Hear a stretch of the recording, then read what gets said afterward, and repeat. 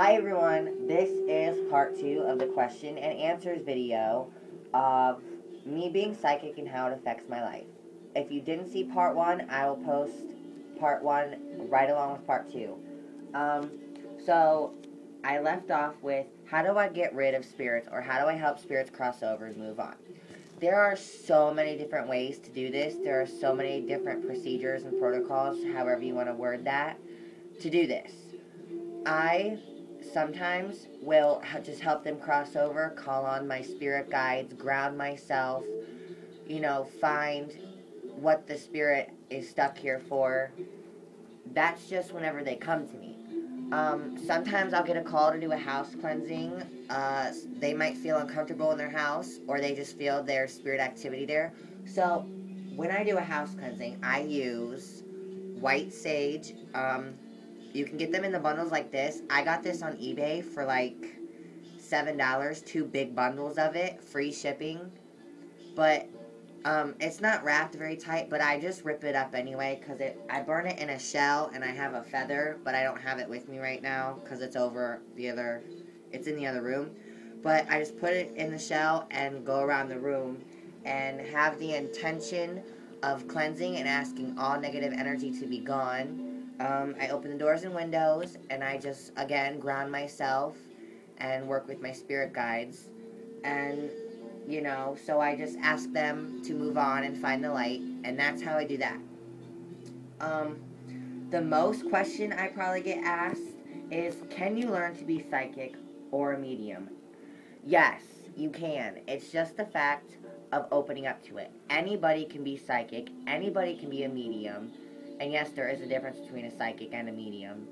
I'll get into that in a second. You can, it's just the fact of opening that part of your mind, opening that part of your brain, getting past the fear, becoming more spiritual, attuning yourself to it, becoming, again, open to it, and really working with your chakras and grounding yourself and meditating and stuff like that. Anybody can be psychic. They do have mediumship development classes and psychic awareness courses in that. I'm actually thinking of taking mediumship classes. You guys have probably heard me talk about them. So, yes, you can. And then right along with that question is, do I teach?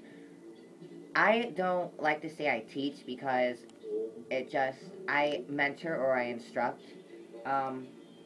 But really, it's just the fact of me passing along the information that I have to help you in your journey, because everybody's spiritual journey to their path is different. There are so many different paths there to take, but it's really your own path, your own spiritual path to God or your higher power, however you want to look at that. But yes, I do teach or instruct.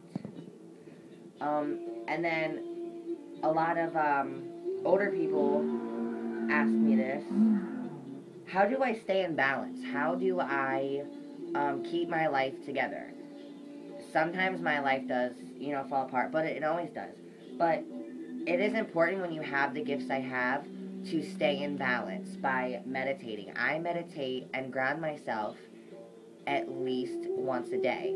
I wake up at 6:30 in the morning, I do my daily routine, and then I meditate for, even if it's for 5 minutes. You need to meditate and ground yourself to connect yourself to spirit.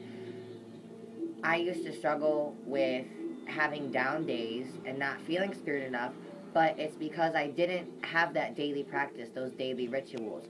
The more, it's like working out. You work out, you build the muscle, you get abs or, big muscles. You stop working out, they go away. You exercise your psychic muscle, you use your psychic muscle, and it grows. So you have to develop a daily ritual or practice that you do every day to keep connected and grounded, and trust in your gifts. The same with Reiki. The more you use Reiki, the stronger it gets. So it's important that you do self-treatments. For those of you who are into Reiki, but you guys probably already know that. So that's about it for the questions.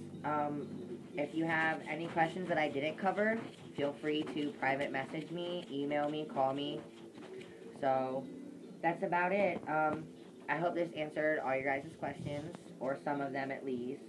Have a beautiful day.